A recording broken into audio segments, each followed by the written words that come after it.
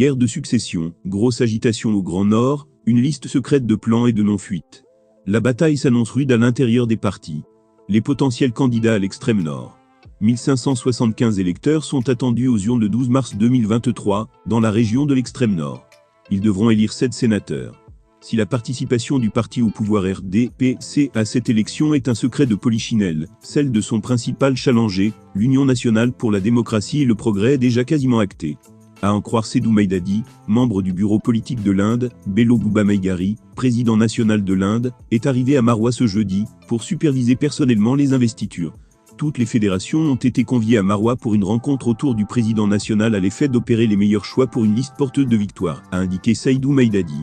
De sources bien introduites auprès des différentes fédérations de l'Inde de l'extrême nord, les clés de répartition du nombre de sièges par département est déjà actée en fonction d'un ensemble de paramètres. Le département du Mayo Tsanaga, où l'Inde contrôle 3 communes sur 7, Ina, Kosa, Mogodé en plus d'avoir raflé localement la totalité des conseillers régionaux devrait s'en tirer, avec au moins 2 postes. Ici, et là, dans divers départements de l'extrême nord, les supputations vont bon train. Dans le Mayo danais, les noms de Gondji Jacob, Alim Souleymanou et de Jigla Wanji reviennent sans cesse sur la liste des possibles candidats.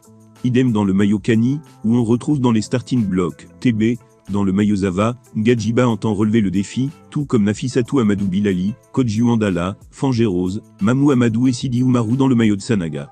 Dans le Diamaré, la formation de Bello Bouba pourrait investir Souley, un transfuge du FSNC, pour mieux puiser les voix dans son ancienne famille politique. L'Inde va jeter toutes ses forces dans la bataille dans la région de l'extrême nord, avec pour objectif de contraindre le RDPC au partage de sièges. Je pense que Bello Bouba vise un groupe parlementaire au Sénat et pour cela, il lui faudra au moins 10 sièges. Son engagement part donc du principe qu'il remportera les 7 sièges de l'Adamawa et qu'il lui faut par conséquent tirer quelques marrons du feu à l'extrême nord, et dans le nord, croit savoir un proche du président de l'Inde. Il reste à savoir si, avec 138 électeurs potentiels estampillés Inde, le parti au pouvoir lui laissera le champ libre pour manœuvrer. Par le passé, et l'exemple du Mayo Tsanaga est encore vivace dans les mémoires, l'Inde a prouvé qu'elle pouvait renverser les montages. Du côté de la formation au pouvoir, l'heure est à l'attente de la fameuse circulaire du parti attendue ce vendredi. En attendant, les candidatures supposées ou assumées animent les conversations. Dans le Logon et Chari, c'est un charter de prétendants qui est annoncé. Les passagers sont les suivants. Le sultan de Logon et sénateur sortant, Mahama Marouf Bar, ses homologues de Bodo Dr Djibrin Mahama, de Goulfey, Ali Mahama, le sénateur sortant Mahama Abdul Karim, Abakaka Moussa, Djibriya Essena, Achek Alamine et Mahama Abiko Adef. Dans le Diamaré, outre les sénateurs sortants Aliou Maladji et Madame Jakaou, l'on avance les noms de Adama Yassifou, et dans une moindre mesure celle de l'ancien ministre Salih Daïrou. Bakary Yawaré, jusqu'ici en lice, devrait jeter l'éponge en raison de sa récente nomination à la tête de la Midima. Dans le Mayo Tsanaga, outre le sénateur sortant Abdoulaye Ouyak Marava, Vandi Joseph devrait se jeter dans la course aux côtés, vraisemblablement, de l'ancien ministre Zachary Porvet. À tort ou à raison, beaucoup lui prêtent en effet l'intention de se lancer dans la course. Le sénateur sortant Bladiaba est en lice dans le Mayo Sava. Il devra cependant batailler dur contre ceux qui rêvent de mettre la main sur son strap. Reviennent dans les supputations les noms de l'ex-sénatrice Saki Lamine, Mahama Mahama ou l'ex-directeur de cabinet du président de l'Assemblée nationale Boukar Mahama. La situation dans le Mayo danais est particulièrement complexe en raison des partages politiques qui excluent des groupes ethniques déjà repus. L'actuel titulaire du poste est le sénateur Enrakaï Martin, qui pourrait être menacé par la candidature de Mahmoudou Ousmane. L'ancien secrétaire général de ministère et cadre au comité central du RDPC, Zouaouli Abraham, devrait concourir pour le Mayo Kani.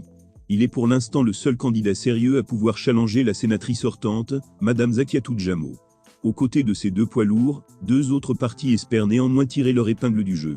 Le premier, le Mouvement démocratique pour la défense de la République MDR, entend participer à la toute première élection après le décès de son leader charismatique, Dakole Daïsala, en 2022. Et marquer ainsi sa présence sur le champ politique.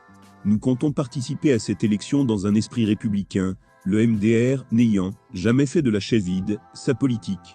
Le parti est en train de s'organiser pour répondre présent à ce moment important de la vie politique nationale, et la semaine prochaine, à l'issue des consultations internes, vous saurez qui sont nos candidats. Prenez votre mal en patience, explique-me Paulin Djoroué, président national du MDR.